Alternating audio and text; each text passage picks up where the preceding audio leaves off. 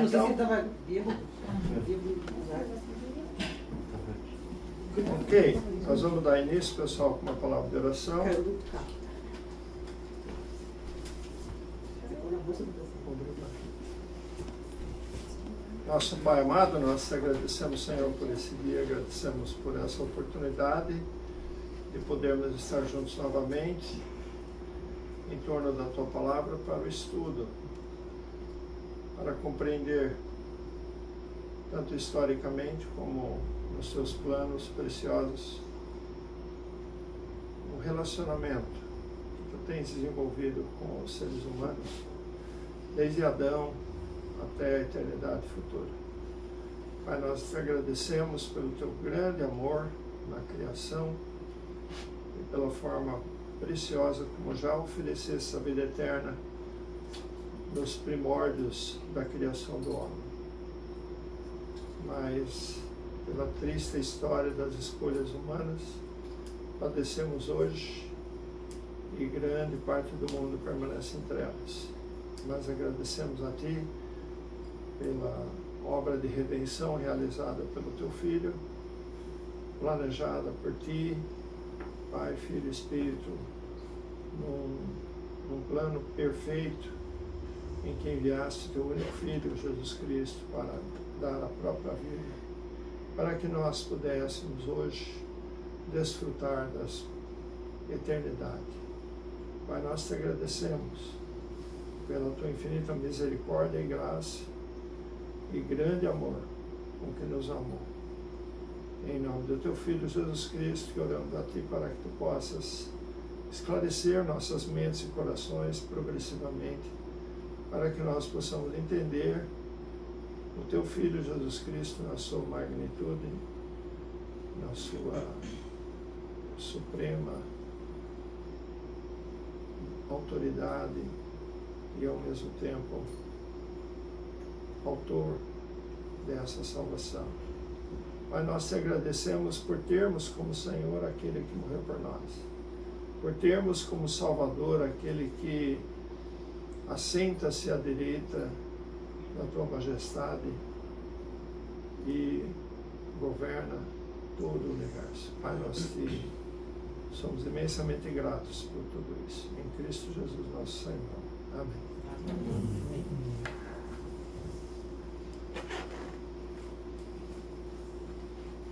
Faremos uma breve revisão. Na aula passada, quando nós vimos o período da lei, em que Moisés, que é o administrador escolhido por Deus para libertar o povo de Israel do Egito, mas também para conduzir o povo de Israel para uma nova e grande dimensão chamada da antiga aliança. Pela primeira vez nós temos uma aliança devidamente documentada e testificada com o acompanhamento de uma lei que dirige essa aliança.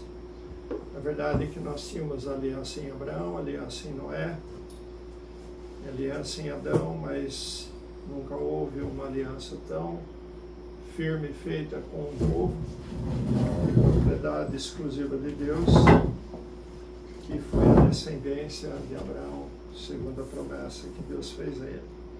Então a lei nada mais é do que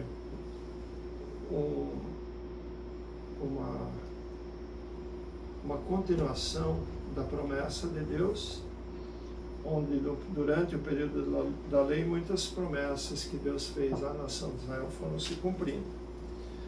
A mais importante delas é quando termina a lei, quando termina, que é a promessa do ungido de Deus, do escolhido para salvar a nação de Israel, que, mesmo tendo afirmado lá em Êxodo 19, tudo que o Senhor falou faremos, não fizeram. E então, eles, faltando com a aliança, era necessário que essa aliança se quebrasse. Mas um povo não quebra uma aliança, porque é necessária a morte de todo esse povo para que a aliança fosse quebrada. Mas então Deus morre na cruz para quebrar essa aliança, para trazer uma nova aliança, uma proposta de uma nova aliança, que também foi prometida no Velho Testamento por Deus, desde os profetas anteriores até os últimos profetas falavam sobre essa proposta de uma nova aliança. Nós vimos essas coisas na semana passada e faltou dizer, na verdade não faltou, eu dei como uma tarefa para vocês lerem Levítico capítulo 11, e se eu não dei essa tarefa para vocês, foi um lapso da minha parte. Então, ainda que atrasado, vocês podem, por favor, fazer a leitura de Levítico 11, de 1 a 22, que vai falar sobre o tipo de alimento que o povo de Israel poderia comer. Ou seja, na verdade, tudo que havia sido entregue para o povo lá em Noé, agora ele passa a ser restrito. Então há os animais imundos e os animais limpos, que o povo de Israel não devia tocar nos animais imundos e só poderiam se alimentar dos animais limpos. Então tem toda uma regra estabelecida lá em Levítico capítulo 11, e que descreve quais eram os animais que podiam ser comidos ou não. Logicamente, isso é para o período da lei. Isso é para o povo de Israel. Isso não tem nada a ver com as outras nações. O período da promessa de Abraão é para a descendência de Abraão, que é a formação do povo de Israel.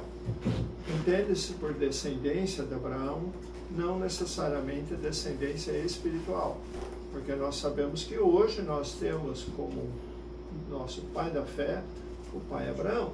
Abraão é considerado o pai da fé de todos. Mas, fisicamente falando, a nação de Israel vinha da descendência da semente de Abraão, Isaque e Jacó, e daí então os 12 filhos de Jacó, que por sua vez formaram 12 tribos. E essa nação então estava debaixo dessa aliança. Toda e qualquer pessoa que fosse adorador do Deus Israel, ele poderia se aproximar e fazer parte do povo de Israel progressivamente, mas apenas na terceira geração é que ele seria considerado, se ele se misturasse por casamento, para estar dentro, ser participante do povo de Israel. Ou seja, haveria possibilidade de adoção, entre aspas, de alguns gentios. E muitos, eles são chamados prosélitos. Prosélitos são aqueles que apesar de da sua origem tinham outro Deus e cultuavam deuses estranhos, eles poderiam entrar e ser participantes do povo de Israel e posteriormente até inclusive vir a fazer parte. Vocês lembram de alguns prosélitos que vocês lembram de cabeça assim? Não no Velho Testamento necessariamente, porque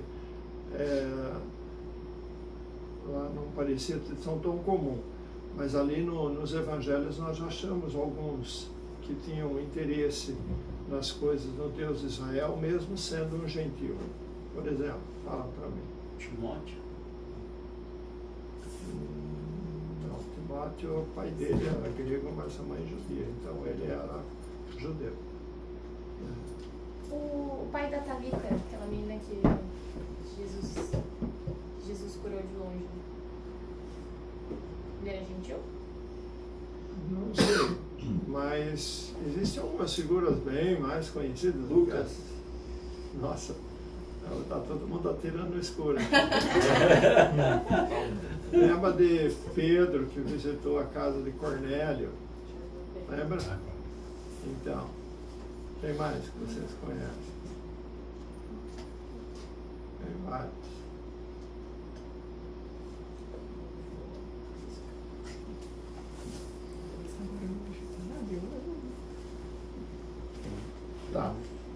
prestar atenção, então, quando vocês leem a Bíblia, e a hora que vocês acharem um prosélito, vocês aparecem lá no meu WhatsApp e falam: Bernardo, achei, Eureka! Achei o prosélito aqui. Então tá. Então, a dispensação da lei, ela foi dada à nação de Israel com propósitos, e mais tarde, através de novas revelações que foram dadas pelo apóstolo Paulo, nós seremos conhecedores dos objetivos da lei. No Velho Testamento não diz os objetivos da lei, mas mais tarde é revelado qual era o objetivo da lei. Mas a lei tinha um problema muito sério, e que também é levantado através dessas novas revelações dadas pelo apóstolo Paulo depois. Mas a lei, ela tinha um problema. Qual era o problema da lei, pessoal? Ela apontava o pecado, mas não salvava os pecadores. Não tinha poder para fazer a pessoa parar de pecar. A lei, ela simplesmente mostra para você onde está o seu pecado. Ela aponta o seu pecado, mas ela não pode te impedir de pecar. A placa de trânsito, a representante da lei lá, ela está mostrando 80 por hora, ou 40 por hora, ou 60 por hora. Né? Agora, na frente dos 3 postos da Polícia Rodoviária que eu passei nessa viagem, a partir do trecho ministrado pela Vias, né? Centrovias, CCR. não, Aqui é CCR. A de lá é 80 por hora, o posto de Polícia Rodoviária. Aqui, quem que administra aqui? É CCR. CCR. Olha surdinho, CCR. Tá bom, que seja. Eu sei que os 3 postos que vai daqui até Sombrio, de lá de Paulo Lopes até Sombrio, os postos, eles agora obrigam que você diminua a velocidade para 50 por hora, e tem um radar ali. Se você passou acima, então é bem provável que você vai receber um bilhetinho, de notificação. Né? Por quê? Porque eu percebi que eles estavam de olho. Eles estavam, um radarzinho ali. Então te cuida, porque quando você vê aquela plaquinha 50 por hora, presta bastante atenção. No posto lá não, para cá, para baixo. Lá perto dele. Araranguá por ali. É perto já de Sombrio. Ali tem um posto, ali estava 50 por hora, mas eu não vi o radar montado. Mas nos anteriores eu tenho notado nas minhas últimas viagens que está o radarzinho em cima do cone ali, gravando tudo ali. Muita gente vai ter surpresa.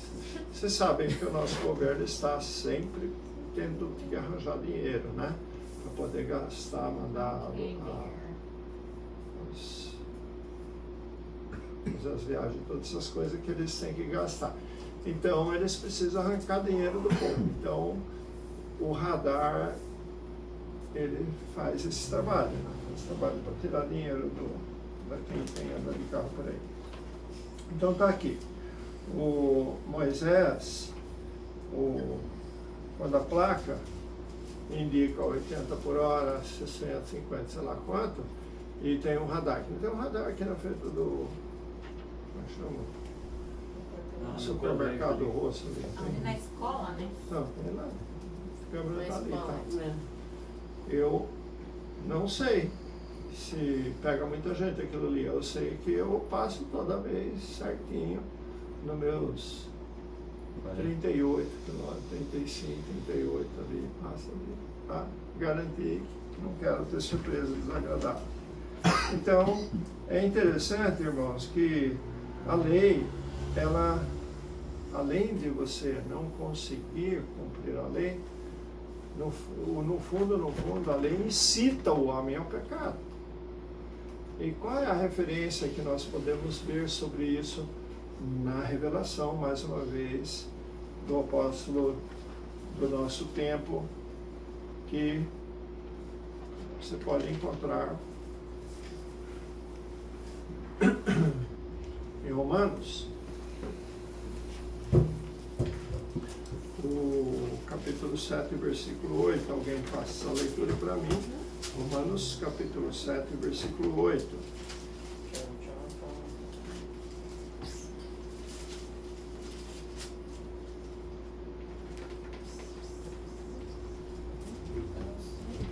Pode ler.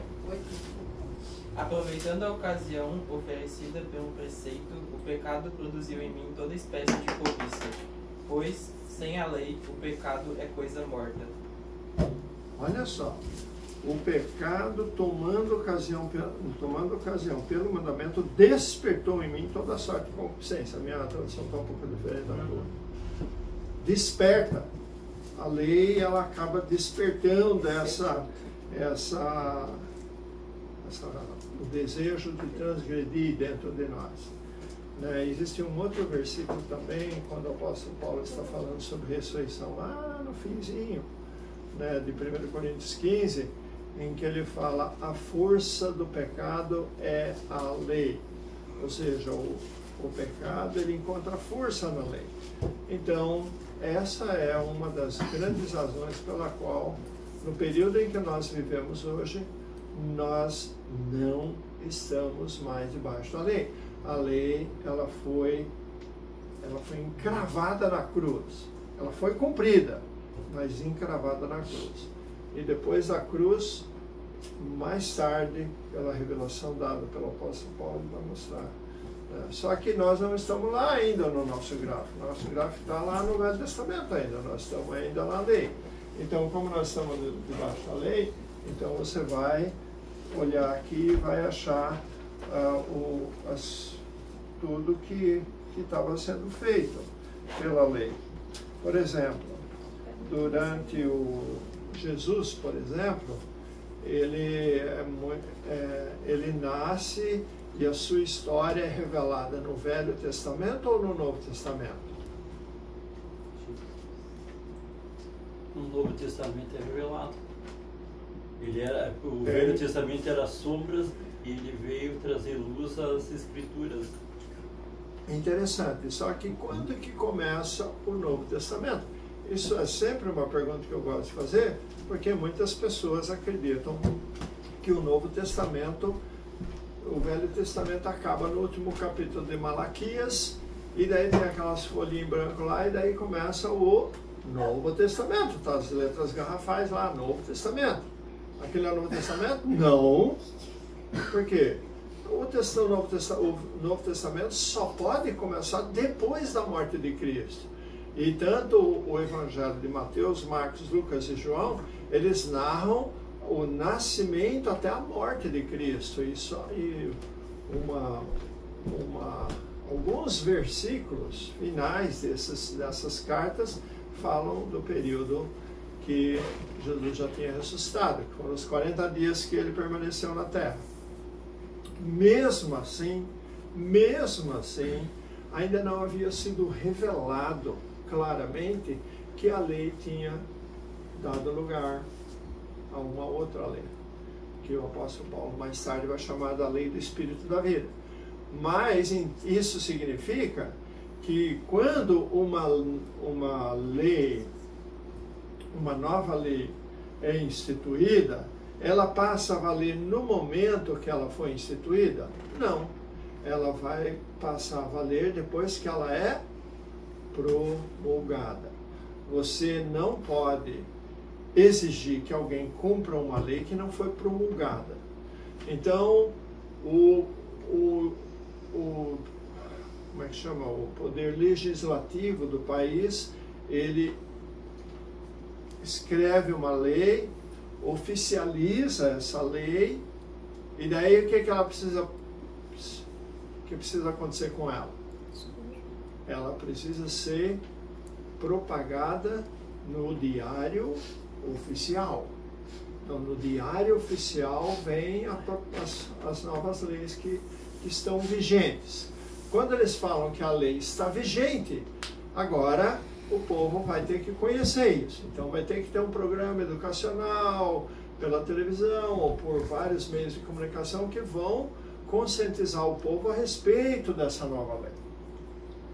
E então é dado um tempo de tolerância em que essas pessoas vão ainda viver aquelas leis, mesmo que elas oficialmente já não tenham mais valor.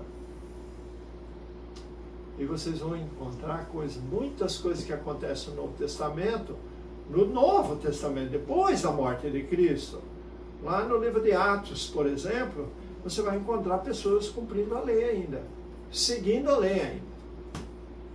Vamos ver um exemplo clássico disso?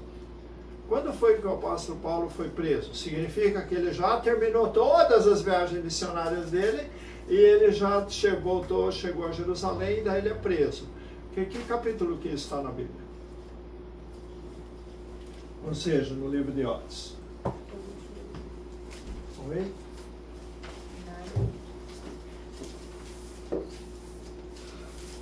Fala um número aí de 0 a 10. Desculpa, tem que ser mais. De 10 a 20, pelo menos. É no 21, 22. É no 21. 21, 17.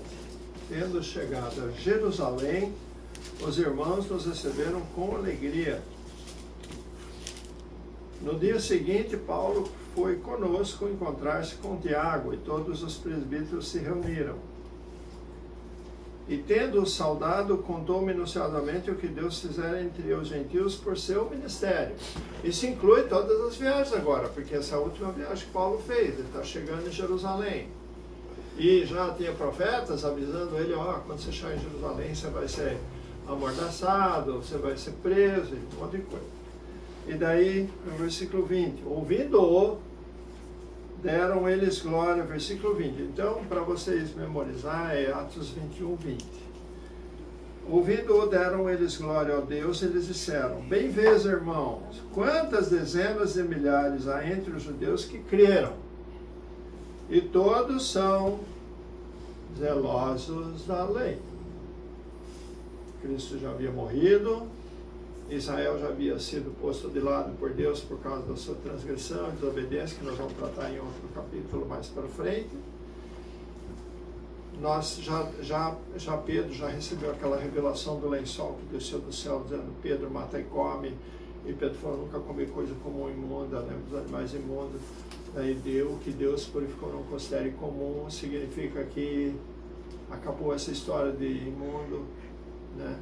Quando Cristo morre na cruz, o véu do santuário se rasga de cima e embaixo, significa que o santuário foi profanado, Deus não habita mais lá dentro do santuário de Jerusalém.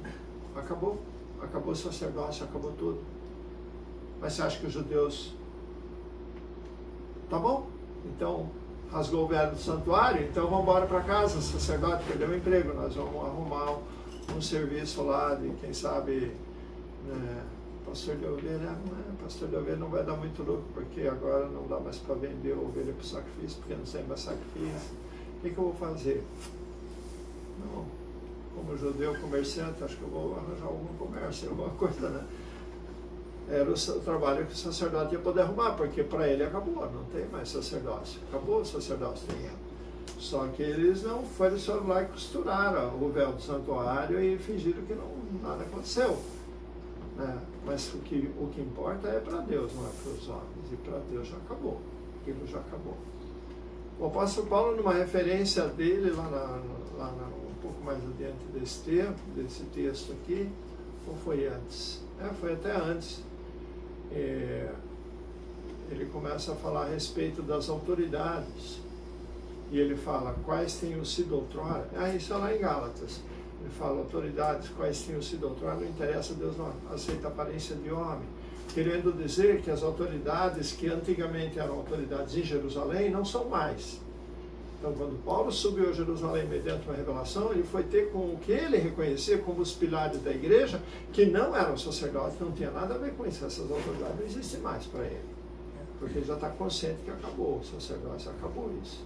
Mesmo assim, isso continuou em vigor durante um bom tempo. E você vai ver um fato muito comum que acontece nos evangelhos e depois do evangelho no livro de Atos, inclusive o próprio apóstolo Paulo faz parte desse cerimonial que é a purificação, cerimonial de purificação, ou também chamado batismo. O batismo de águas no Velho Testamento, ele é praticado no Novo Testamento até um determinado ponto, mesmo que a lei já tinha acabado e que esse cerimonial já era. Porque já chegou a nova aliança. Né? Mas eu estou falando dessas coisas só para vocês perceber como que a lei, ela vai, apesar de ter sido encerrada na cruz, como ela vai avançar lá para frente ainda. Por quê? Porque até o povo de Israel tomar consciência real de que definitivamente acabou a lei. E agora, o que eu faço então? E se não tem mais lei, como é que é a história? Né? Até eles entenderem a proposta do Novo Testamento, até eles aceitarem essas coisas e começarem a viver, eles vão passar num chamado período de transição, que é um período que transita quando abandona-se uma lei e entra uma nova lei. Ok? Então tá. Vamos olhar o gráfico aqui, vocês vão observar o seguinte no gráfico. A partir da cruz, nós temos uma linha que sai do pezinho da cruz e que sobe com a flecha. Em Atos capítulo 1, a referência marcada aí, de 6 a 11. Está vendo essa flechinha aí no gráfico? Vocês estão olhando o gráfico aí? Então no celular se amplia a cruz aí, vocês vão ver debaixo do pezinho da cruz ali sai uma setinha subindo assim, ó. Vocês estão vendo aí no gráfico? Sim. Você está com o gráfico? Não? Eles não têm. Mas tá no grupo dos Criciúma, não sei se eles estão. Não. Eles não estão. Eu vou Eles mandar. não fazem parte do grupo do Criciúma. Então, o Gustavo, manda para eles aí, porque o pessoal precisa ter o gráfico. Quem Manda, quer, quem quer? manda para o Pode mandar Chico. pra mim, Manda para o Chico, Pra mim. Tati também? ou joga num grupo que o Chico faz parte, que você também Não, faz mas parte. ele não faz. Mas Ele só tá naquele. IBG. o IBG faz Da parte do IBG? congregação. Da congregação. E pra vocês dois. Show, Então tá bom. Manda particular então. É o que ele tá. Achou? Também Aí então abriu? Então abre o gráfico aí e mostra para os seus colegas do lado aí.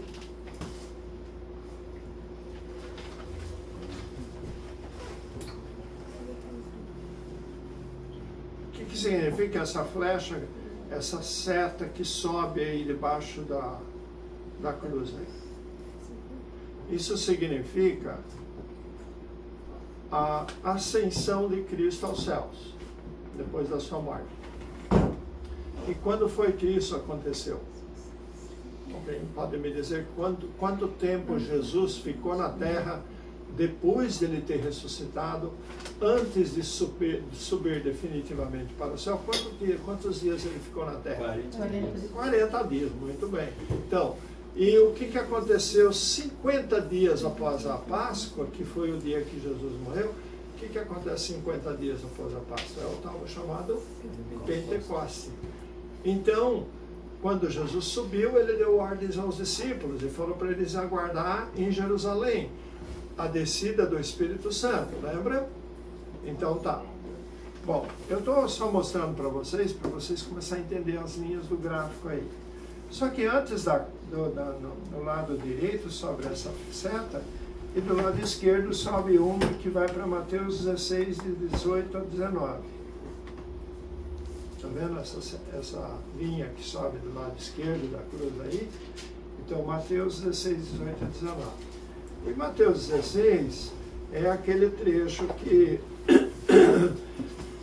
Jesus está conversando com Pedro. Então, vamos lá. Mateus 16. Logo depois daquele período em que Pedro revela quem Jesus era, e daí Jesus comenta com ele que não foi carne e sangue que revelou isso para ele, foi o Pai que revelou. E depois, então, ele diz no versículo 18: também eu te digo que tu és Pedro, e sobre esta pedra edificarei a minha igreja, e as portas do inferno não prevalecerão contra ela. Dar-te-ei as chaves do reino dos céus, e o que ligares na terra terá sido ligado nos céus, e o que desligares na terra terá sido desligado nos céus. Então advertiu os discípulos que a ninguém dissesse que seria ele o Cristo. Não era para ficar espalhando ainda. Mas é interessante que Pedro, ele recebe a autoridade de Jesus e para ser o começo da igreja que a gente chama a igreja do pequeno rebanho, a igreja de Israel. Vamos agora falar um pouquinho sobre igreja, para a gente esclarecer certas coisas que muitas vezes não é veiculada essa informação. A palavra igreja vem do grego eclésia. E a palavra eclésia é uma palavra que significa um ajuntamento de pessoas. O ajuntamento de pessoas pode ser para o bem e para o mal.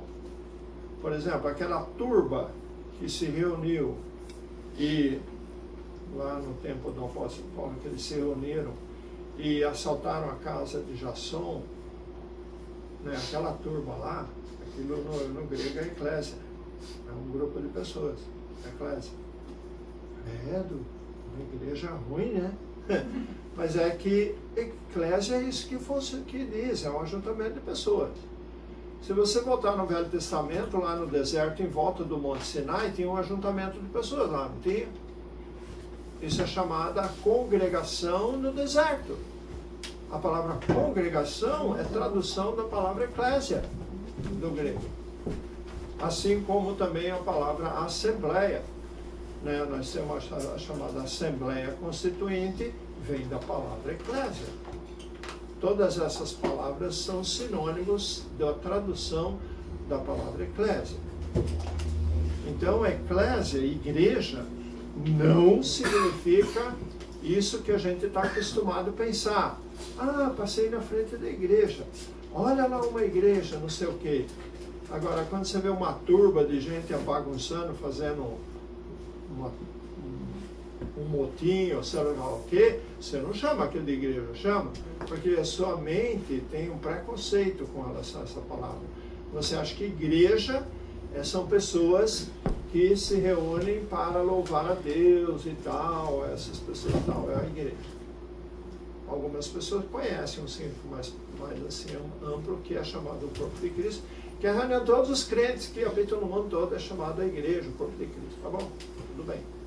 Mas o fato é que toda vez que a palavra aparece igreja, tem que dizer de quem é essa igreja, do que é essa igreja, para que esse ajuntamento. Então, no tempo de Jesus, o ajuntamento das pessoas ao redor de Jesus tinha um nome. Como é que chamava aquela igreja? Assembleia. Assembleia? Não. O caminho. O caminho. Então, era até conhecido como uma seita. O que é uma seita? É um grupo de pessoas que tem um pensamento diferenciado. No caso dos judeus, eles olhavam para os seguidores de Jesus e falavam: isso é uma seita, isso é um grupo de pessoas aí que está seguindo um certo Galileu. E essa seita passou a ser chamada de caminho por causa de algo que Jesus disse sobre si mesmo. Eu sou o caminho, a verdade. A verdade. Então, por causa disso, essa seita era chamada o caminho. Então, quando nós notamos que aqui tem uma igreja, essa igreja começou com Jesus, na verdade ela começa com João Batista e continua com Jesus e vai indo, essa não é a mesma igreja que hoje existe. Porque hoje existe uma igreja que está debaixo de uma orientação, de uma doutrina que é totalmente diferente daquela anterior. Qual é a doutrina dessa anterior? A chamada Igreja de Pedro. Eles estavam debaixo da lei ainda, viviam debaixo da lei naquele tempo, estavam cumprindo e ensinando o quê? O que eles estavam ensinando? Tudo aquilo que eles ouviram de Jesus. E Jesus ensinou para essa igreja o quê? Então vamos olhar, por exemplo, para João capítulo 7. João capítulo 7.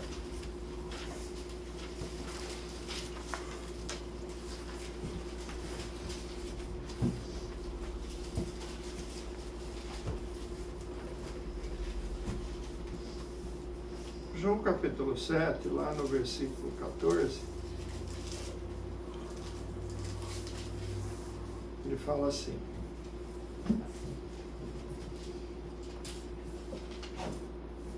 corria já em meio à festa e Jesus subiu ao templo e ensinava. Coisa comum. Jesus estava sempre ensinando e estava ensinando um grupo de pessoas que seguiam a Jesus. Era uma igreja.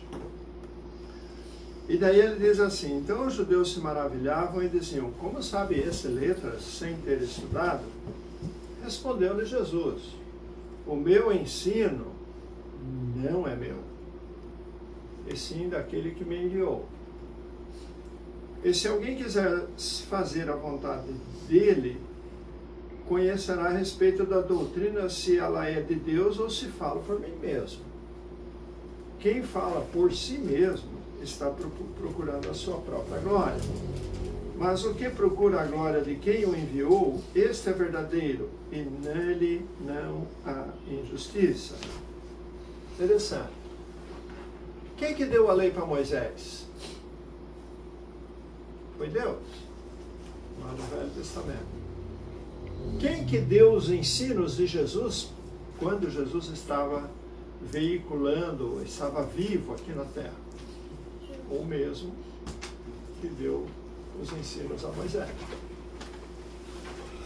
E é interessante que nós encontramos aqui a revelação de que o próprio Jesus disse que o ensino dele não é dele. No entanto, nós nos nomeamos hoje cristãos, que são os seguidores de Cristo. E se nós somos seguidores de Cristo, os nossos ensinamentos vêm de Cristo. O apóstolo Paulo, de fato, diz que o que ele aprendeu, ele não aprendeu de homem algum, mas mediante a revelação de Jesus Cristo. Opa! Então significa que Jesus Cristo tem um corpo de doutrina que ele ensinou e tem também ensinamentos que ele passou para Israel anteriormente, mas que não era dele. Sim. Então, quando Jesus estava na terra, ele estava passando para os apóstolos os ensinamentos que ele recebeu do Pai para entregar para o povo de Israel. Então, nesse caso, ele é um profeta, ele é um mensageiro do Pai, e que traz essa revelação ao povo de Israel, que estava ali. Essa revelação era para os gentios, para as outras nações e tudo? Não, aquilo é para a nação de Israel. Vamos olhar, por exemplo, um dos ensinamentos que Jesus deu para a nação de Israel em Mateus capítulo 10. Então vamos a Mateus capítulo 10.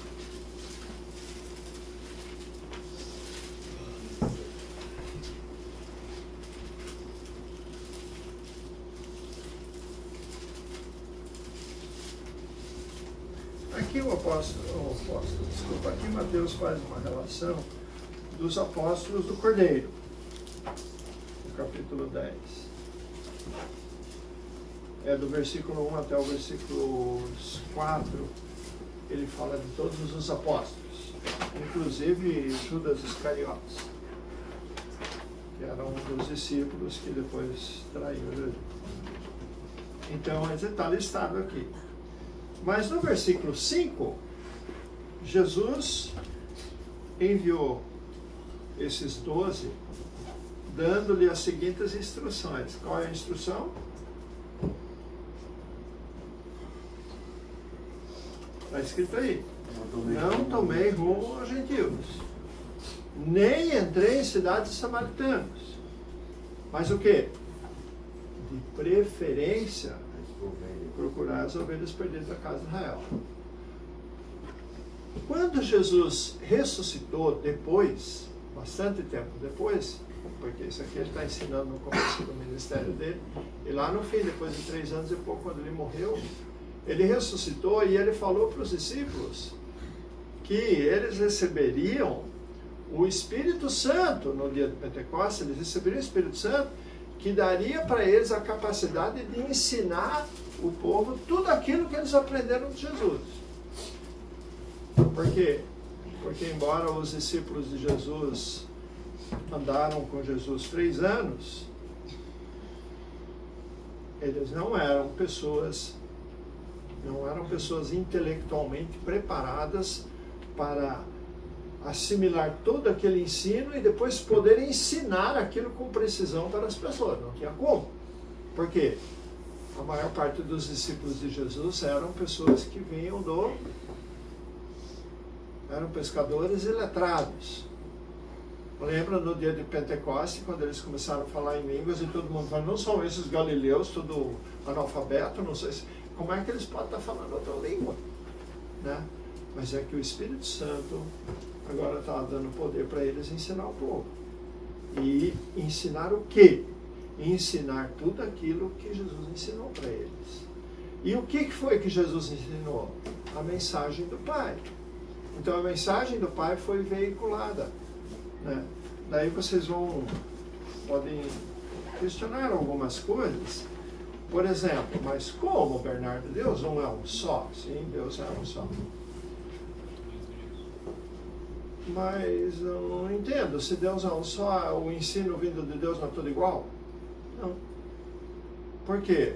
Porque Deus, ele tem no Senhor Jesus Cristo um veículo para comunicar verdades para um povo de Israel, mas depois que Jesus realiza o trabalho de redenção, Deus recompensa Jesus Cristo com uma posição de toda autoridade sobre os céus e a terra, sobre o universo, e ele senta-se à direita de Deus, e agora Deus passa o cetro para ele, e ele vai trazer a própria mensagem agora.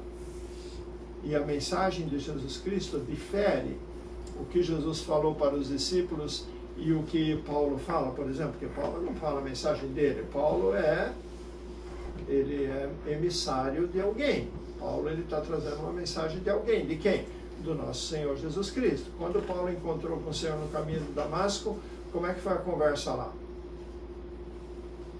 Lembram do diálogo que aconteceu ali, depois que Paulo caiu por terra?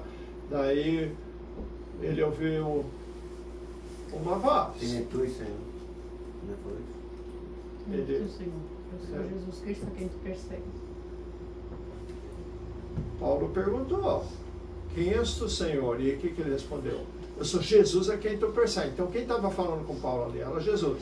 E daí ele fala, levanta e vai para a cidade, lá para Damasco, porque lá eles decidirão o que vão fazer. E depois, mais tarde, o apóstolo Paulo recebe revelação de Jesus Cristo dizendo para ele que ele vai revelar um monte de coisas e vai aparecer para ele ainda muitas vezes.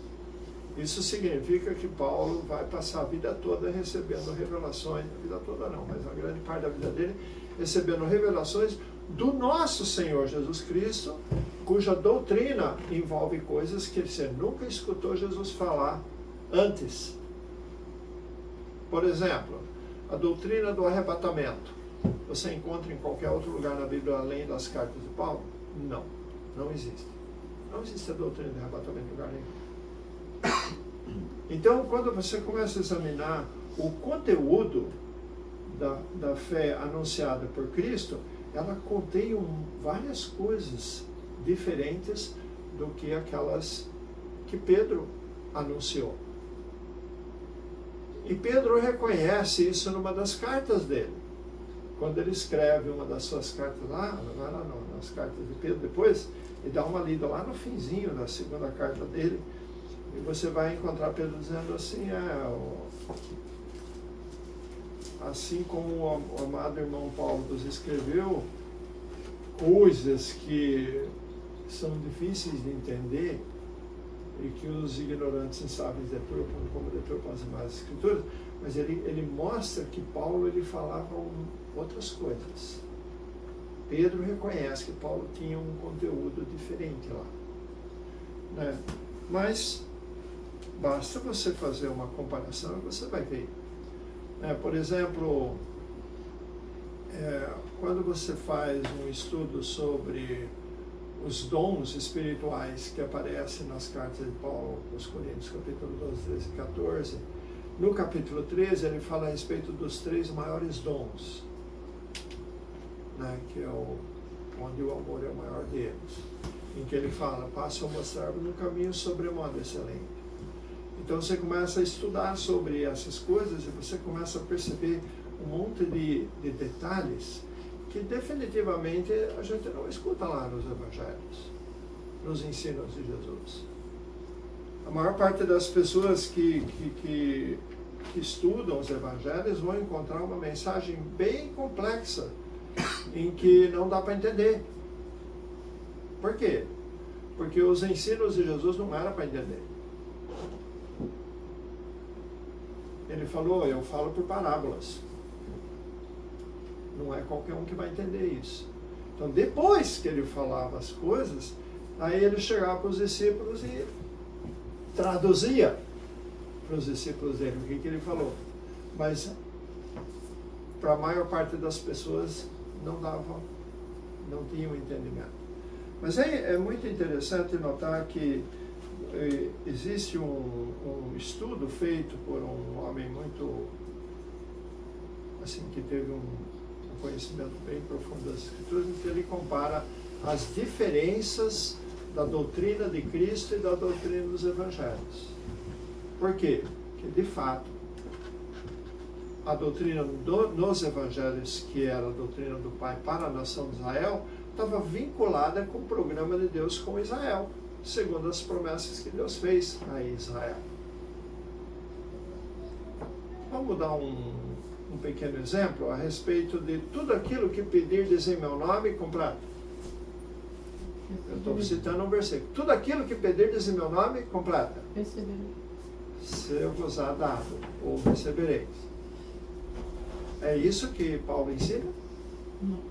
Paulo não ensina assim. Mas é o mesmo Deus.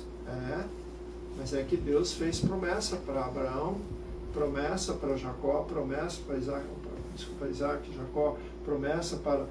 Fez um monte de promessas para a nação de Israel. Israel era a menina dos olhos de Deus, e Deus fez promessas especiais para Israel. E não necessariamente essas promessas foram feitas para o corpo de Cristo. Paralelamente, no corpo de Cristo tem promessas que Israel nunca ouviu falar. Mas são promessas que foram feitas para o corpo de Cristo, são diferentes. E o nível de comparação dessas promessas, ambas são divinas. São excelentes, mas são diferentes. Então é muito importante a gente notar que quando você encontra Pedro como líder, como chefe da igreja, vamos colocar assim, como ele é conhecido, né? Todo mundo fala que Pedro, que tem a chave dos céus lá, ele fica no portão do céu, lá quando morre alguém tem que falar com o Pedrão lá no portão do céu. Não tem essas histórias? O pessoal fala por aí, é comum, a hora que eu morrer eu falar com o Pedro lá, né? Ô Pedro, deixa eu entrar, não sei o que e tal, que ele tem a chave dos céus. Está escrito aqui, nós acabamos de ler, né? Eu te darei a chave. O que desligares na terra será desligado no céu. O que ligares na terra será ligado no céu. Então, se você pecar e Pedro ligar a chave, você morre. Foi o que aconteceu com Ananias e Safira. Lembra disso? Eu estou citando, tá, pessoal? Mas vocês espero que vocês conheçam as passagens. Se você não conhece, por favor, Bernardo, depois você passa aquela passagem que fala que onde Pedro desligou os caras lá, Ananias e Safira. Vai lá no livro de Atos, capítulo 5. Então lá você vai encontrar que Ananias e Safira, eles eram parte do grupo da igreja do a igreja do pequeno rebanho, o caminho ali. E o que aconteceu? Mentira. Eles tentaram sacanear as coisas. Por quê? Porque alguns irmãos tinham vendido algumas propriedades e estavam dando todo o dinheiro lá porque todo mundo estava aguardando a chegada do reino, que era a promessa de Deus para Israel, tudo direitinho, segundo a mensagem dos evangelhos. Então eles estavam aguardando, então eles venderam. Para que eu vou ter que querer uma terra aqui? Se eu estou indo para a eternidade, para a nova terra, por que eu vou querer uma terra aqui? Eu vou vender para todo mundo poder ficar junto aqui, e nós em comunhão aqui vamos ficar até entrar no céu, porque o Senhor prometeu que o céu está em mãos, está próximo, vai acontecer. E de fato você vai encontrar vários versículos nos evangelhos que Jesus está anunciando que a chegada do reino está em mãos, vai acontecer já, é coisa de pouco tempo. 2000 anos de história e nada aconteceu ainda. Aconteceu alguma coisa. Acontece quando a gente capufe. Então, quando Pedro, em determinadas circunstâncias, ele ligou, em outras ele desligou. Ou seja, houve um outro episódio com Pedro também, em que o cara quis comprar o dom do Espírito Santo. Não, ofereceu dinheiro para Pedro. Eu quero comprar isso aí, ó, te dou uma grana aí, cara, ó, caixa 2 aí, ó, passar uma grana para você aí, né, me dá esse dom aí, eu quero esse dom. Simas ou Elimas, é isso. Confundo os caras aí. Mas daí Pedro, você não tem parte nem sorte nesse ministério, porque julgastes adquirir. Não é assim não. E daí Simão viu a encrenca que ele se meteu e pediu, rogou a Pedro: Pedro, ore por mim para que isso não aconteça. Ou seja, ele estava prevendo o que ia acontecer. E Pedro simplesmente vira as costas para ele e deixa quieto, não fala nada. E esse cara não morreu que nem Ananias e Safira, não aconteceu nada com ele. Ou seja, Pedro não ligou o pecado, ele deixou. É interessante. Então, essas coisas você vai encontrar ligadas a essa referência de Mateus 16, 18 e 19. Quando a gente faz um estudo mais aprofundado, porque o gráfico é apenas um estudo sobre as diversas dispensações que estão acontecendo, mas todos esses detalhes vão entrando em cada um desses estudos, e cada uma dessas coisas merece estudos especiais. João, ele não trata o assunto das chaves como se fosse chaves. Ele trata diferente. Ele fala: quem perdoar dos pecados, ser-vos-á perdoado. A quem não perdoar, não será perdoado. E assim por diante. Tem outros lugares que a Escritura fala sobre esse assunto de forma diferente. Mas é basicamente o mesmo princípio. Pedro tinha autoridade naquele grupo de exercer juízo sobre circunstâncias e situações que aconteciam dentro da igreja. Ou seja, mais tarde o apóstolo Paulo fala numa passagem, ele fala de Deus não se zomba, viu? De Deus não se zomba, te cuida, Deus não se zomba. Mas o apóstolo Paulo, ele não recebeu chaves para ligar e desligar. Deus não falou nada disso para ele. Então Paulo não desligava ninguém. Embora Paulo era um apóstolo e com autoridade apostólica, ele tinha certos poderes para... Ele deixou um cara cego por alguns dias lá, lembra? Bar Jesus, né? Deixou ele cego por alguns dias. Mas para ele anunciar uma profecia sobre a nação de Israel. Então aqui, quando você, na cruz, você chega no fim da lei, E aqui nós temos uma referência, algumas referências em cima, bem diretamente em cima da cruz aí, que é Efésios 2, está acompanhando aí no gráfico? Efésios 2, 13 a 16, e também Colossenses 2, 13 a 14, e João 19, 30. Então, vamos ler essas três referências aí. Começando com Efésios 2,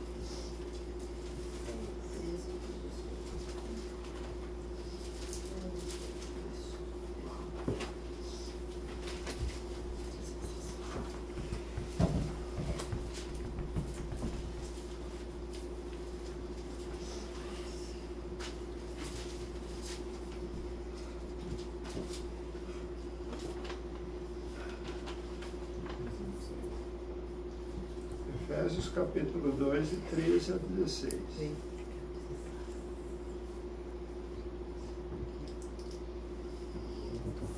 Ele fala assim,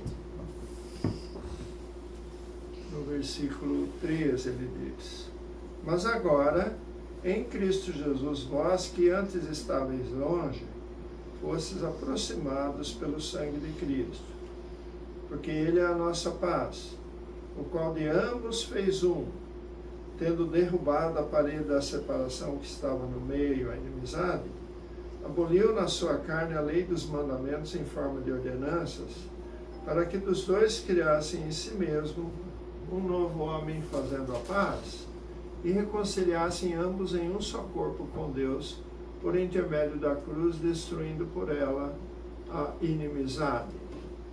Aí ele continua ainda, deixa eu ler mais um. E vindo evangelizou paz a vós outros que estáveis longe, e paz também aos que estavam perto. Então aqui é um estudo bem legal de Efésios, em que isso é uma revelação que foi dada ao apóstolo Paulo mais tarde, mas é interessante que ali na cruz é isso que acontece. Embora Paulo vai revelar isso bem mais tarde, né, foi o que aconteceu na cruz. Porque acabou a aliança que Deus tinha com aquele povo, a velha aliança que ele tinha com o povo de Israel. A partir de agora, da cruz de Cristo, vai ser proposta uma aliança. E essa aliança não vai segregar pessoas mais. Lembra que Jesus falou que não era para tomar rumo aos gentios, justamente porque Deus tinha preferência que Israel fosse em primeiro lugar. Mas isso não significa que os gentios ficariam fora. Eles eventualmente seriam alcançados. Embora não aconteceu. Porque Jesus mesmo anunciou lá pouco tempo depois que ele fala sobre essas coisas com a nação de Israel, com os discípulos dele, ele fala que eles nem acabariam de percorrer as cidades até que viesse o reino. Então o negócio ia ser muito rápido, ia acontecer muito breve. Mas quando Jesus deu a comissão para os seus apóstolos, logo depois da morte dele, o que ele disse para eles? Ide por todo o mundo e anunciar o evangelho somente aos judeus. Não, ele fala toda a criatura. Então, de fato, os gentios estavam no plano de Deus serem alcançados. Mas no plano de Deus, Israel devia fazer esse trabalho. Israel é que ia levar esse evangelho. E por isso, então, primeiramente era para se alcançar Jerusalém, Judéia e Samaria, em primeiro lugar, para que os judeus crescem e eles levassem a mensagem ao mundo. Infelizmente, isso não aconteceu. Lá no Velho Testamento, quando Deus fez a proposta da primeira aliança, o povo respondeu: tudo que o Senhor falou, faremos. Quando foi proposta a segunda aliança, o povo falou: não, mata o cara. Mataram Jesus. E daí perseguiram os apóstolos, perseguiram os discípulos de Jesus. Vocês lembram de que vários apóstolos morreram por causa da perseguição de quem? Dos judeus. Os judeus foram perseguidos. Lembra de Estevão? Estevão foi morto dizendo a verdade plena na cara de todo mundo, estava na cara dele que ele não tinha pecado nenhum, mas eles apedrejaram ele. Não quiseram nem saber. Ou seja, os judeus estavam, naquela época, é chamada da geração perversa. Pedro comenta isso no primeiro discurso dele em Atos 8. Ele fala, salvai-vos dessa geração perversa. Porque a nação de Israel estava vivendo uma geração perversa que estava indo contra Deus. Então eles não aceitaram a nova aliança. Então o reino que era para vir para eles acabou impedido de... Deus não podia enviar o reino, porque o povo de Israel não aceitou a aliança. E não aceitando a aliança não tem reino. Essa aliança virá? Virá porque Deus é fiel para cumprir as alianças dele.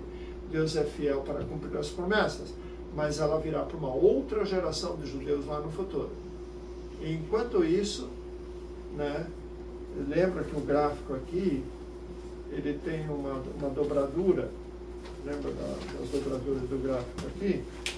O gráfico dobrado, ele é assim, tá? Se você desdobrar essa última parte, você vai achar, você vai achar o reino aqui. Quando você desdobrar essa última parte aqui, lembra? Lembra que eu dobrei o gráfico para vocês? Então, você desdobrar aqui, você vai achar o reino. Por que que esse reino de Cristo estava dobrado? Porque é o reino de 1000 anos. E o reino de 1000 anos não foi revelado no Velho Testamento. Então, olhando dessa parte, ninguém enxergava que esse reino existia. Esse reino só foi revelado por João, que escreveu o Apocalipse olhando de lá para cá. Então, por isso, ele revelou isso e, posteriormente, é que ficou conhecido, que era 1000 anos. Porque olhando do Velho Testamento, pelas profecias do Velho Testamento aqui, dava a entender que depois da tribulação viria o reino eterno. E não é o reino eterno que vem, é o reino de 1000 anos. E depois acontecem mais coisas aqui até que chega no reino eterno. Então são coisas interessantes para a gente aprender sobre o gráfico em si. Mas onde nós estamos aqui, ó. Nós não chegamos nessa dobra. Mas aqui, quando Jesus morre, ele manda os discípulos deles pregar o evangelho para toda criatura e eles começam a pregar. Só que a coisa, do jeito que estava anunciada, já viria logo a tribulação. Do jeito que Jesus está falando para eles lá, a tribulação já estava para acontecer. Está aí, ó, está a tribulação ali. Está para acontecer. Vamos dar uma olhada em Mateus 19, desculpa, Mateus 24. Vamos a Mateus 24 dar uma olhadinha. Tá todo mundo doente. Ele tá quebrado com o plano. É? Quer vir pra cá? Quer ficar pra Quer cá? mais pra cá? O que você tá fazendo? Tá frio aí? Eu não tô pegando A minha coluna petrificada. Daí vocês vão pegar aqui. E quem Aí é? eu não queria. Ah, a gente reveza daí. Vou botando Vai aqui, que tem espaço aqui. Fica fundando. Tá com o vento aí também? Não tá assim. Não, aqui tá Então bom. vem pra cá. Aqui porque tem espaço pra ela.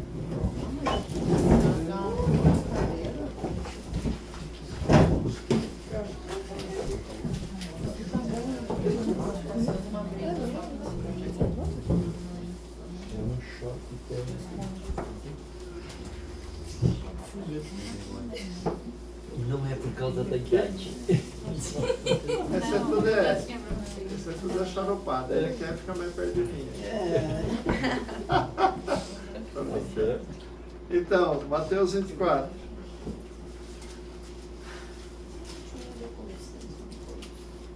Versículo 3.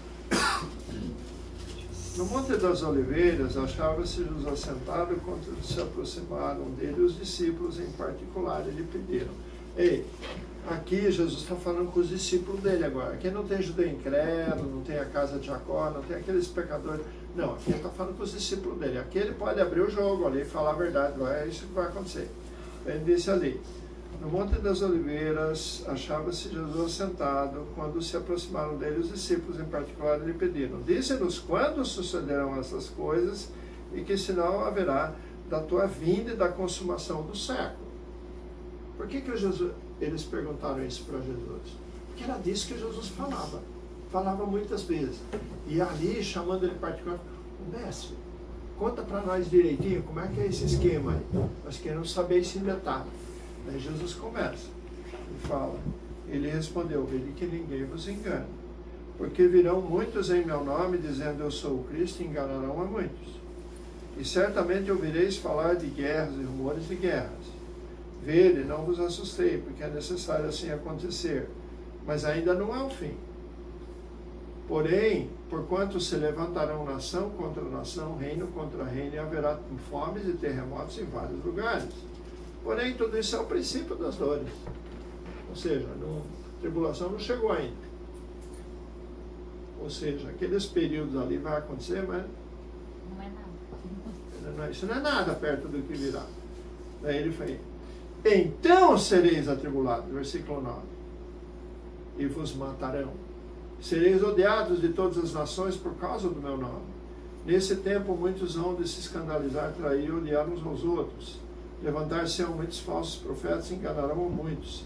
E por se multiplicar a iniquidade, o amor se esfriará de quase todos. Aquele, porém, que perseverar até o fim, este será salvo.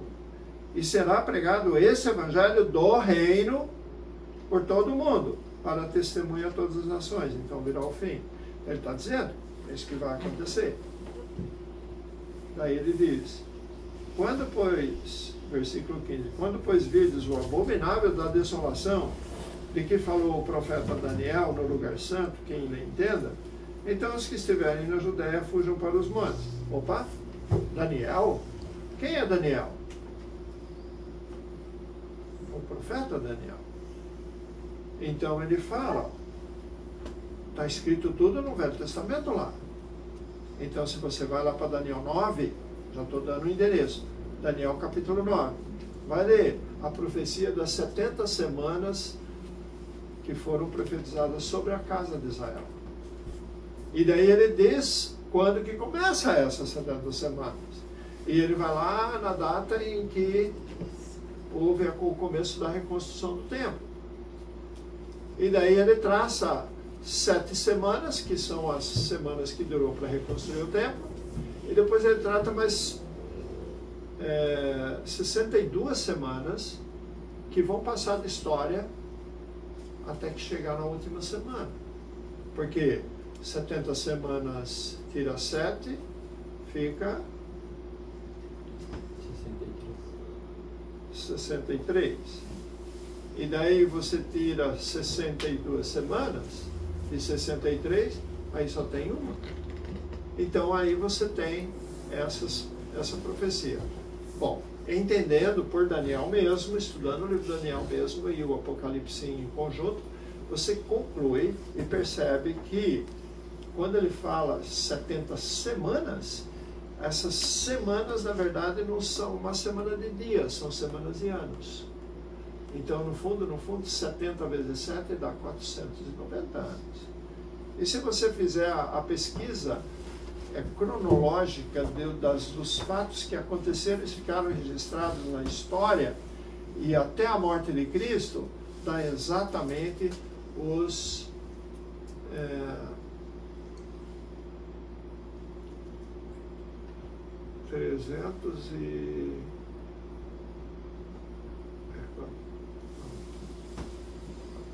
490 dá 483 anos, que dá desde a reconstrução de Jerusalém até a morte de Cristo. Isso aí foi estudado e foi confirmado que de fato aconteceu. Então, quer dizer que só falta essa última semana. E lá no ano 483, é morto ungido. E daí diz, e já não estará. Ou seja, morre o ungido e ele é ressuscitado. Então Jesus já está anunciando. E ele está vivo ainda. Então ele está anunciando, ó, depois que eu morrer, eu vou ser levantado, e daí já pode começar a contar os 7 anos aí. Então estava perto, pessoal. Estava muito perto. Então todo mundo estava aguardando isso acontecer, e os discípulos também. Por que será que eles resolveram vender tudo que tinha? Por que importa? Daqui a pouco tempo nós já vamos estar com Deus. No máximo 7 anos. No máximo, nós já vamos estar lá com Deus. Vai estar tudo certo, está tudo bem. E era isso que os discípulos estavam entendendo, e era isso mesmo. Quando Jesus morreu e ressuscitou, lá em Atos capítulo 1, versículo 6 em diante, você vai encontrar os discípulos perguntando a Jesus: Senhor, será esse o tempo em que restauramos o reino? Bom, Jesus, com toda a paciência do mundo, né? Porque se fosse eu já falava, cabeça chata, você não entende, eu já contei, expliquei tudo para vocês lá atrás e vocês ainda não entenderam, né? Não tem como ser agora o tempo, porque ainda tem aqueles 7 anos, lembra? Né? Mas não, Jesus foi paciente com ele e falou: não vos compete saber tempos ou épocas que o Pai disse não para sua exclusiva autoridade, mas vai lá para Jerusalém, me aguarda lá que vocês vão receber o poder, e daí vocês vão pregar, porque era necessário que a nação de Israel recebesse essa mensagem e cresce para que o reino viesse. Mas ele não crê. Então aqui, Jesus está anunciando a grande tribulação que vai acontecer. E ele não está falando como se estivesse falando para uma geração futura, não. Está falando para eles. Ele fala: quando virdes, vocês vão ver. Quando vocês verem o abominável da desolação que falou o profeta Daniel no lugar santo, quem tem. Então os que estiverem na Judéia, fujam para os montes. Quem estiver sobre o eirado é o... Oi? Seria o que a gente chama de laje hoje. Está em cima da laje. Porque as casas lá, eles usavam essa laje em cima da casa para secar grãos. Lembra que Pedro estava na casa do Simão lá de Jope, e ele estava lá no eirado, e tinha sementes espalhadas lá, e ele estava esperando o pessoal preparar a janta quando ele viu a visão do lençol descendo. Então ele estava lá em cima. Isso é o sistema da casa dele naquela época. Eles usavam o eirado para secar sementes, para estender roupa, para, sei lá em cima. Né? Então, quem estiver sobre o telhado ou eirado, não desça a tirar de casa alguma coisa. Quem estiver no campo, não volte atrás da sua capa. Ai das que estiverem grávidas e das que amamentarem naqueles dias, orai para que a vossa fuga não se dê no inverno nem no sábado. Por quê? Eles estão debaixo da lei, então não se dê no sábado. Por quê? Porque no sábado só pode andar a jornada de um sábado. Você não vai poder ir muito longe, o inimigo vai te pegar. Porque a jornada do sábado é bem curta. Então, e nem no inverno, porque, vocês vão subir para as montanhas. Lá nas montanhas é frio pra caramba. Então, ele fala: porque nesse tempo haverá grande tribulação, como desde o princípio do mundo até agora não tem havido e nem haverá jamais. E daí ele fala: não tivessem aqueles dias sido abreviados, ninguém seria salvo. Mas por causa dos escolhidos, tais dias serão abreviados. Então, se alguém vos disser, está falando com eles, vos disser: eis aqui o Cristo, ou ir ali, não acrediteis. Porque surgirão falsos cristos e falsos profetas, operando grandes sinais e prodígios para enganar, se possível, os próprios eleitos. Vede o que vos tenho predito. Portanto, se vos disserem: eis que ele está no deserto, não saiais. E ele no interior da casa, não acrediteis. Porque assim como o relâmpago sai do oriente e se mostra até o ocidente, assim há de ser a vinda do Filho do Homem. Que eles perguntaram lá em Atos 1:6. Será esse o tempo em que virá para restaurar o reino? Assim será a vinda, ou seja, depois do período da tribulação. E isso está cronologicamente gravado nas profecias do Velho Testamento. Tudo certinho. O que aconteceu, pessoal? Se você vai lá na profecia de Daniel, ela está cortada pelo meio. Um pedaço já aconteceu e outro pedaço está por acontecer lá. E já passou 2000 anos e nada disso aconteceu. Será que Deus faltou com a palavra dele? Será que Deus... Não. É que a entrega do reino para a nação de Israel era condicional à obediência ao Evangelho. Era necessário o judeu obedecer ao Evangelho, crer, e daí eles seriam o emissário que Deus usaria para levar o Evangelho ao mundo, a todas as nações. Por isso que ele fala lá em Mateus: ide por todo lugar e anuncie o Evangelho. Então, era o programa de Deus para envolver Israel e o mundo num bolo só. Só que Israel não quis. Israel rejeitou. Então, o que acontece? Daí você pega Atos capítulo 2, porque o 1 ele só é o preâmbulo para a preparação do Pentecostes. Daí no capítulo 2 do Pentecostes você vai lendo o que aconteceu, como que os judeus aceitavam, não aceitavam. Eles perseguiam os apóstolos. Pedro, João foram presos. E, olha, várias vezes foram presos por anunciar o Evangelho. E presos pelos judeus, julgados pelos sacerdotes, chamados diante do Sinédrio de Israel. A nação de Israel representada, suas autoridades, negando Cristo.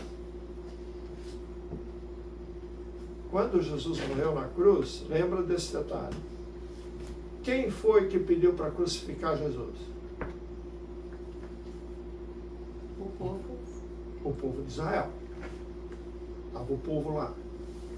Pilatos falou: esse cara não é digno de morte. Vocês não querem Barrabás? Né? Porque Jesus não fez mal nenhum. Daí o povo disse: se você solta Jesus, você não é amigo de César. Nós não temos rei senão César. E rejeitaram o rei, rejeitaram Jesus como rei de Israel. Quer rejeição maior do que essa? E daí, e quanto a esse? Crucificam, crucificam, crucificam. Eles gritavam: crucificam. Não queriam escutar mais nada, não queriam escutar Pilatos, não queriam, crucificam, ficaram gritando lá. E daí Pilatos entregou Jesus para ser crucificado.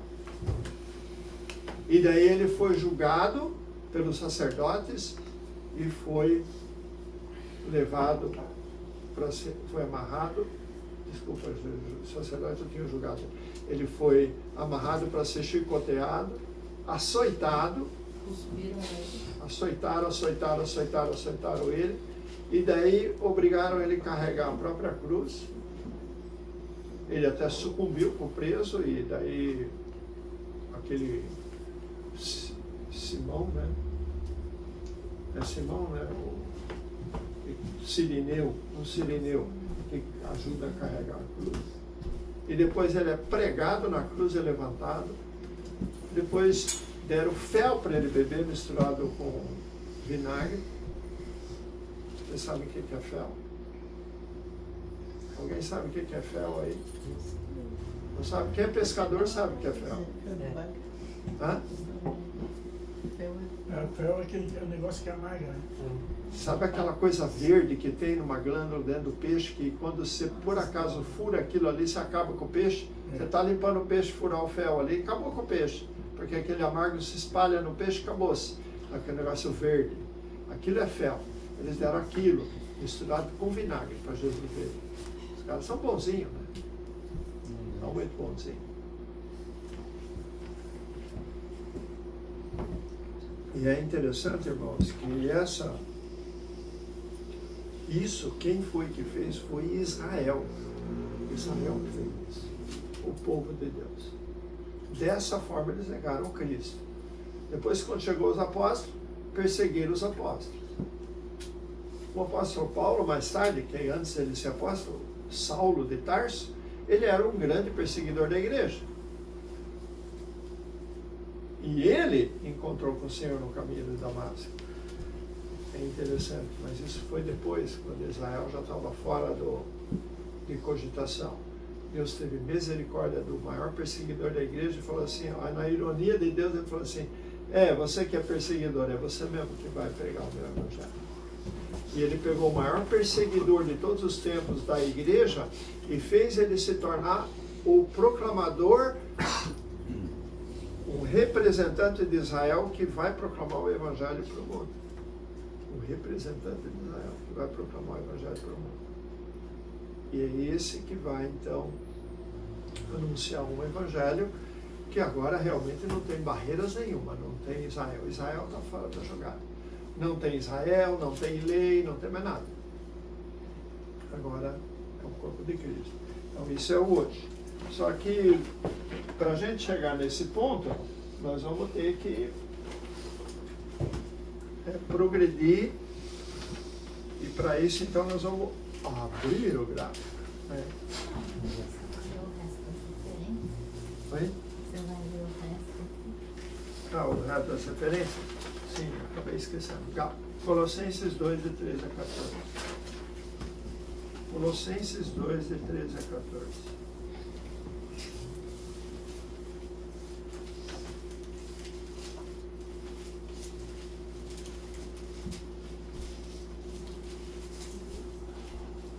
Colossenses 2.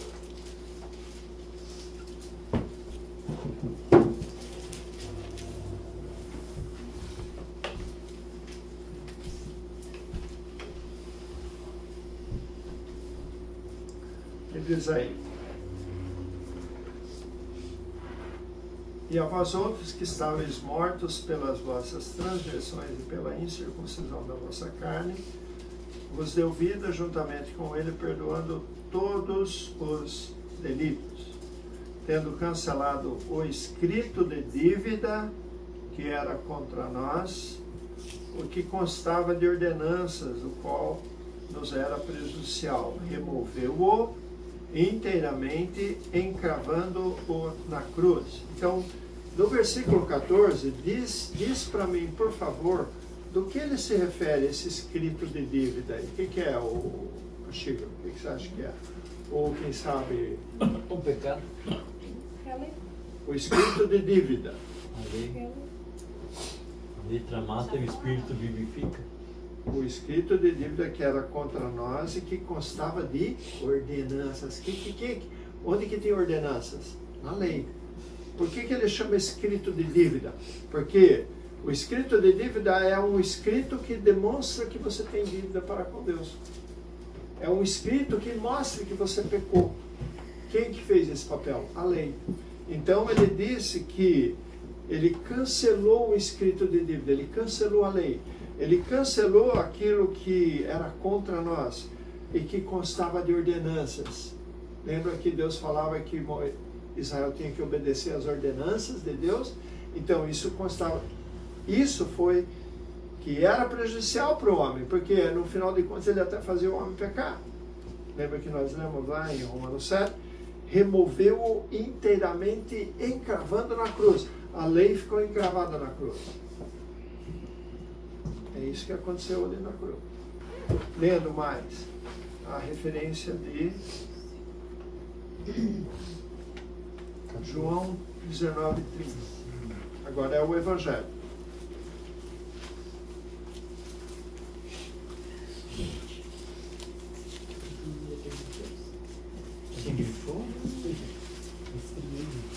É João Evangelho, o Evangelho de João, capítulo 19. Isso é no finalzinho de João, né? E aqui é quando Jesus morre na cruz, né? Então, no versículo 28, aqui ele fala, depois, vendo Jesus que tudo estava consumado para se cumprir a Escritura, disse, tenho sede.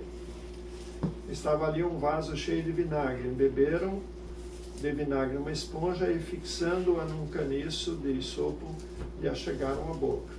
Tem um outro lugar, outra referência, diz que eles deram fel e vinagre. Não, quer dizer, ali João não passou todo.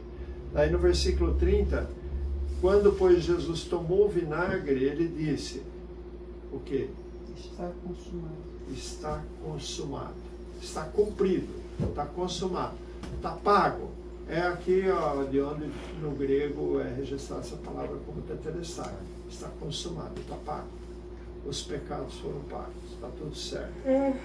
E inclinando a cabeça, rendeu o espírito. Então, definitivamente, Jesus, quando morreu na cruz, os pecados foram todos pagos. Depois, no Evangelho, isso vai se aplicar a todo aquele que crê. Quem crê é salvo, quem não crê continua nos seus pecados, porque não aceita a obra substitutiva de Cristo na cruz no lugar dele. Então isso é muito importante. Mas aqui, tudo isso acontece aqui na cruz. Agora, a revelação desses detalhes, como vocês viram, estão lá em Efésios, estão lá em Colossenses, porque é só o apóstolo Paulo, mais tarde, que vai revelar os detalhes de tudo isso que aconteceu. Quando Jesus ensina nos evangelhos, ele mostra várias coisas, mas ele não traz a revelação dos detalhes finais. Quem vai revelar isso vai ser o apóstolo Paulo num outro tempo. Então, quando nós entrarmos na próxima semana, nós vamos começar agora a percorrer a longa jornada da época da transição entre o período da lei e da graça. A lei acabou, agora tem um período de transição para você chegar até a graça de Deus. E nesse período de transição, o evangelho vai ser pregado para a nação de Israel e eles vão rejeitar, até que Deus chega, basta, já deu. Mais tarde o apóstolo Paulo vai explicar no capítulo 11 de Romanos, explicar a rejeição de Israel e tudo mais. Desculpa. Então, por hoje, nós vamos parar por aqui, justamente porque bom, ainda falta 5 para as 9. Talvez a gente possa dar uma oportunidade a dúvidas, porque muitas coisas foram faladas e é provável que haja algumas dúvidas. Como nós estamos com um grupo misto de pessoas que não estavam acompanhando o gráfico e estão acompanhando agora, então pode ser que esse grupo que está acompanhando agora já tenha visto algumas coisas em outros tempos, em outras épocas, mas pode ser que não. Então, por favor, tem alguma dúvida olhando para o gráfico aí, alguma dúvida que está pegando, por enquanto?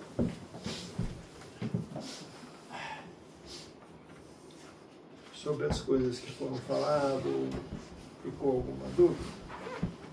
Se vocês não tiverem, eu coloco a dúvida para vocês.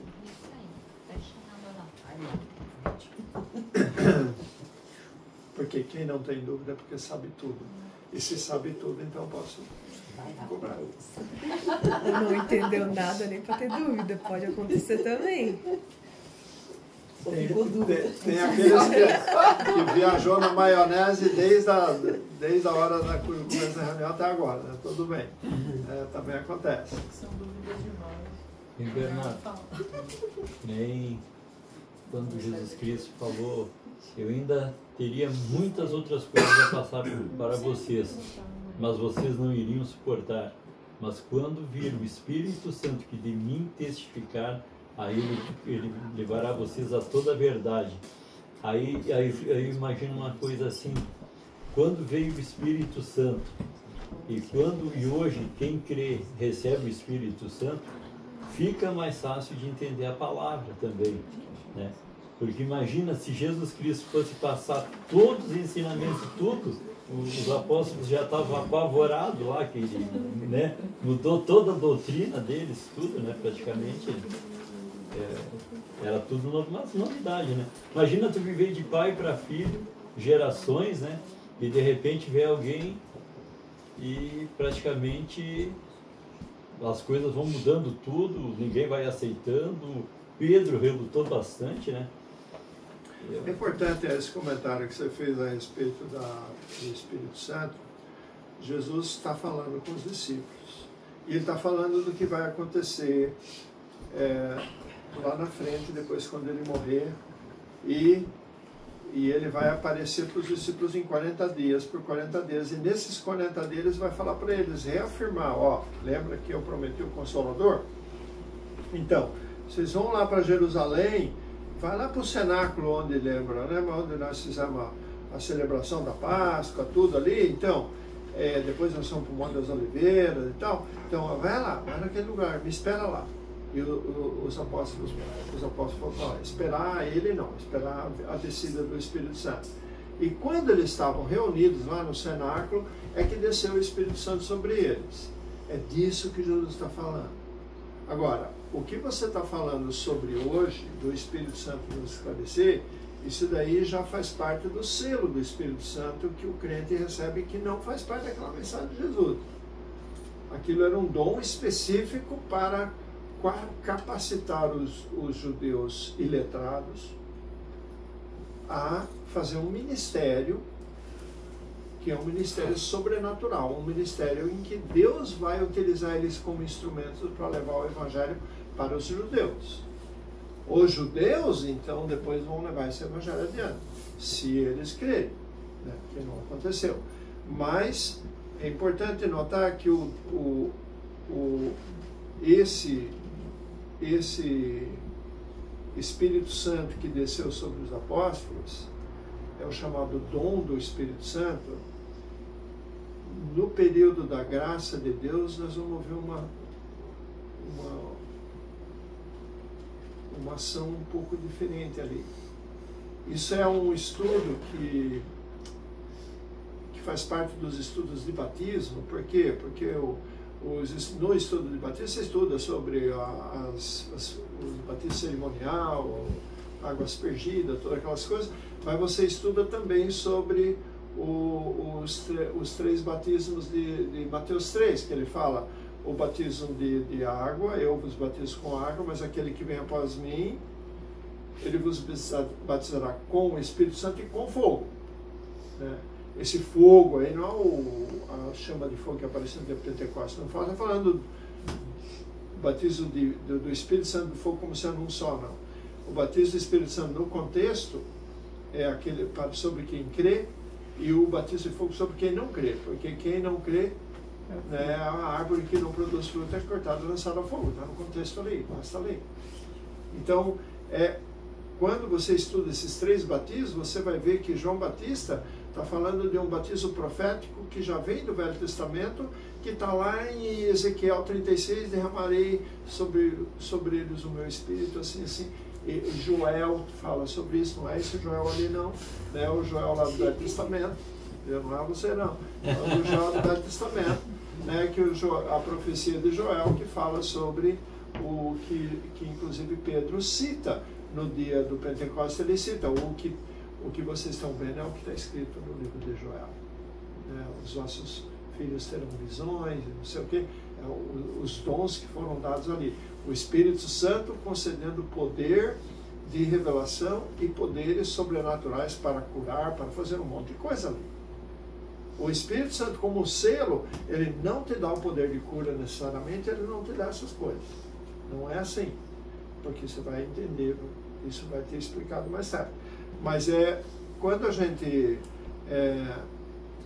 começa a estudar o Evangelho de João, o de Lucas, todos eles vão complementando essas informações, mostrando um programa que Deus tinha para com Israel ainda. Era com Israel a coisa.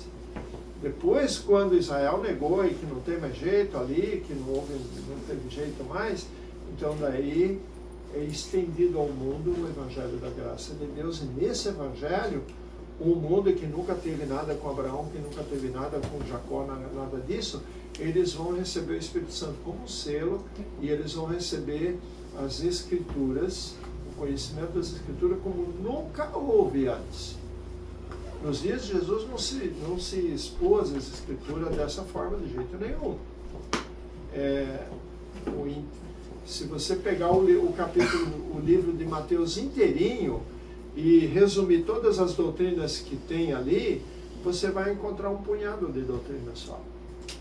Não tem tanta doutrina lá nos evangelhos. Agora, se você pegar o apóstolo Paulo, meu caro, se pegar um versículo e você tira tanta doutrina de um versículo só, que é incrível a quantidade de informações que tem numa pequena passagem da revelação de Cristo. Não tem nada a ver com Paulo. Paulo não é nada. Paulo é um ser humano como qualquer um de nós. Tem a ver com quem trouxe essa revelação para ele. Eu costumo dizer que, comparando com leite, né, se você tem o conteúdo doutrinário dos evangelhos como leite, você tem o conteúdo, as cartas de Paulo, como leite condensado. É, leite condensado. É, você pega um copo e toma um copo de leite e tchugum, né? Vai que é uma beleza, né? Tenta fazer isso com um copo de leite condensado. Tenta. Pega uma... Beber assim de uma vez. Glu, glu, glu, glu. Para começar nem vai, né? Porque o bicho vem que vem mole, é aquela lava, né? Aquele negócio mole que vem descendo assim, e que aquele doce que você não consegue. É muito forte. Por quê? Porque é muito condensado, é muita coisa. É muita riqueza que tem. Quando você faz um estudo do Evangelho de João, né, você pode levar um mês estudando o Evangelho de João, que é um dos evangelhos com mais doutrina de todos. Né? Você pegar Marcos, por exemplo, você faz estudo em 2 dias, resolve tudo. 2 instantinhos você cobre o livro de Marcos. Né? Mas se você pegar o Evangelho de João, você pode levar um mês estudando. Pega uma carta de Paulo, você vai ver quanto tempo. Estudo de Romanos é 1 ano. 1 ano para você estudar direitinho, 1 ano no mínimo, para você cobrir a carta de Paulo no Romano. Pega Efésios, pega Filipenses, pega Colossenses, é muito condensado, é muita informação. E quando você recebe o selo do Espírito Santo, com as Escrituras, o que é a palavra? O que é a Escritura? É a espada do Espírito. É ali que você vai combinar essas coisas e vai discernir. O apóstolo Paulo, ele trata o estudo da palavra, quando Paulo diz para... Ele pede para ler as Escrituras, quando ledes, ele fala, quando ledes, podeis compreender o meu discernimento no mistério de Cristo. Ele fala, quando ledes, podeis compreender o meu discernimento. Esse ledes aí, no grego, sabe que palavra que é? Alguém já passou por esse estudo? No grego, quando ledes, podeis compreender o meu discernimento. A palavra ledes aí é análise. A palavra grega, análise. A palavra análise é uma palavra grega.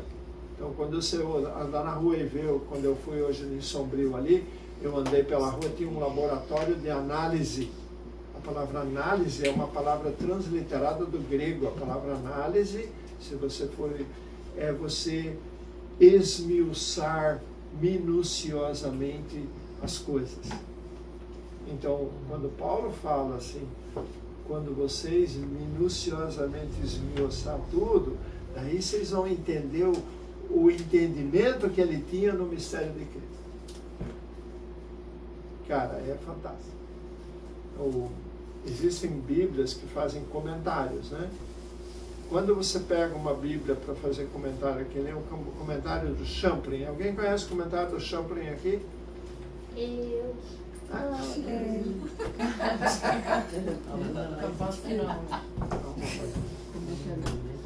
Mas vagador, para mim que é. Russell Champlin, ele era professor da Universidade de Guaratinguetá, ele era professor de inglês, excelente professor, mas ele era um teólogo muito conhecido no Brasil, ele é conhecido no Brasil todo, entre as igrejas, todo mundo conhece Russell Champlin. Ele fez um comentário, tanto junto com outro cara, ele fez um comentário do Velho Testamento, versículo por versículo. Que tal? Fazer um comentário da Bíblia toda, versículo por versículo. E o Novo Testamento, ele tem só a parte do Novo Testamento, é um volume desse tamanho. Tanto assim, vários volumes. Desse tamanho, letra miúda, escrito em grego, tradução literal embaixo, comentário, observação, estudo, tudo veiculado. Cara, você não consegue o tempo que esse cara levou para fazer esse estudo. Então, para ganhar a bufunfa dele, ele dava aula de inglês na Universidade de Guaratinguetá, como catedrático.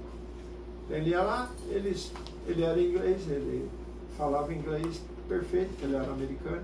Então ele chegava lá, ele simplesmente passava a aula Ou seja, para ele era, não precisava nem preparar a aula. Chegava lá, quer dizer, isso é para ganhar dinheiro dele. O resto do tempo dele, ele se enfiava no escritório dele, que era forrado de livro de baixo para cima. Eu fui no escritório dele, era lá 4 vezes o tamanho dessa sala aqui, forrada de livro, de cima e embaixo. Teologia, de tudo quanto é gente, tudo que você puder imaginar tinha ali. E ele sentado ali, pesquisando. E ele lançou esse comentário. Ele ofereceu para nós, na nossa turma, ele ofereceu esses livros num preço baixíssimo, porque nós éramos alunos dele. E eu não podia comprar porque era pobre. Custava o preço de um piano. Nossa. Na época custava o preço do piano. Um piano, vai ver o preço do piano, cara. É dinheiro. Né? O piano é caro. Na época custava o preço do Fusca 68. E o Fusca 68 naquela época era um carro meio novo ainda. Né? Eu estou falando do tempo que amarrava cachorro com linguiça, tempo que eu fui para a universidade. Eu já estou com 69 anos. 69. Então, eu tinha 21, o que eu tinha? 27? Quê? Não, quantos anos eu tinha? 21 então. Eu tinha 21 anos. Pessoal, o Russell Champlin fez um trabalho fantástico. Hoje eu tenho a coleção dele toda, do Velho Testamento e do Novo Testamento. Vai lá em casa, eu falei pra você, vai lá em casa, não tem coisa para te passar. É interessante, cara. O cara realmente é um pesquisador. Então, quando você vê os comentários dele quando está nos Evangelhos, é simples, ele vai comentando rapidinho e tal. Quando chega nas cartas de Paulo, meu cara, calhau assim, comentário, não para mais. Mas tudo bem. Então, pessoal, agora o tempo regulamentar foi. Parece que nós temos alguma coisa para comer, pelo jeito do volume que tem ali, né? O Aguinaldo fez um cafezinho supimpa para nós aí. Então, nós vamos liberar vocês para o café. Tem uma festa agora, vai ter uma